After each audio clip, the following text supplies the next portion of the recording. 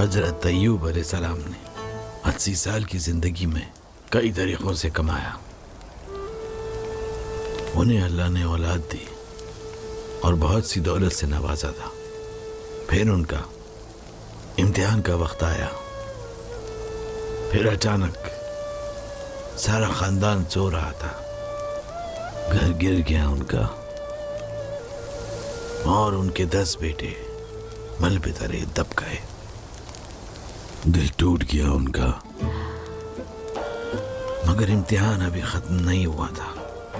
ایک صبح جب وہ اٹھے، ان کے جسم پر بیماری لاحق ہو گئی. کوئی طبیب اس بیماری کا علاج نہ ڈھونڈ سکا. دیکھتے ہی دیکھتے کئی دن گزر گئے اور بیماری پھیلتی گئی سارے جسم پہ ایوب علیہ السلام کے. معلوم ہے تمہیں انجیر کی پتی تھے حضرت ایوب. شہتوت کا کاغذ بھی شکایت نہیں کرتا جب وہ ساتن میں بدل جاتا ہے. انہوں نے بھی کبھی شکایت نہیں کی. وہ کہتے تھے کہ 18 سال پہلے طبیب بے بس تھے اور مرہم کا کوئی فائدہ نہیں ہوا. زخموں کی وجہ سے ان کا جسم اب نظر بھی نہیں آتا تھا. ایک دن ان کی بیوی رحیمہ ان کے پاس آئی. کہنے لگی کہ اے ایوب، دعا کرو اپنے رب سے کہ اس مصیبت سے آپ کو بچا لیں. اور اپنی بیوی کی طرف ایوب متوجہ ہوا اور کہا کہ اپنے رب سے ایسی چیز کیسے مانگ سکتا ہوں میں آپ؟ یہ وہی رب ہے جس نے مجھے اپنی اولاد کے ساتھ 80 سال کی عمر عطا کی. ایسے میں اپنے حالات کی شکایت کیسے کر سکتا ہوں؟ چلو اب 80 سال تک دکھ سہتے ہیں. ہو سکتا ہے پھر ہم مدد کے طالب ہو جائیں.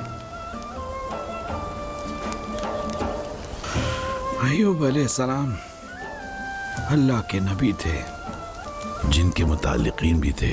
یہ صورتحال شیطان کے لیے بالکل موزوں تھی. اس نے آپ کے ساتھیوں کے دلوں میں فتنے پیدا کیے. وہ آپس میں باتیں کرنے لگے. یہ کیسا نبی ہے کہ بیماری کا علاج نہیں ہے اس کے پاس؟ کوئی معجزہ کیوں نہیں ہوتا؟ آہستہ آہستہ سب ان کو چھوڑ گئے. مگر ایوب علیہ السلام نے شکایت نہیں کی کبھی. کئی برس بیت گئے اور ان کے زخم گہرے ہوتے گئے. زخم ان کے دل اور دماغ تک پہنچنے کے قریب آ گیا، اور اس وجہ سے ایوب علیہ السلام کے دل میں خوف پیدا ہوا. اگر وہ زخم میرے دل و دماغ تک پہنچ گیا، رب کو کیسے یاد کروں اب؟ انہوں نے اپنے رب کے سامنے ہاتھ پھیلا دیے. رب نے کرم کیا. صبر کے احترام نے انہیں شفا سے نواز دیا، اور انہیں مرنے والے بیٹوں کی جگہ دگنے بیٹے ملے، اور انہیں زیادہ سے زیادہ دولت سے نوازا.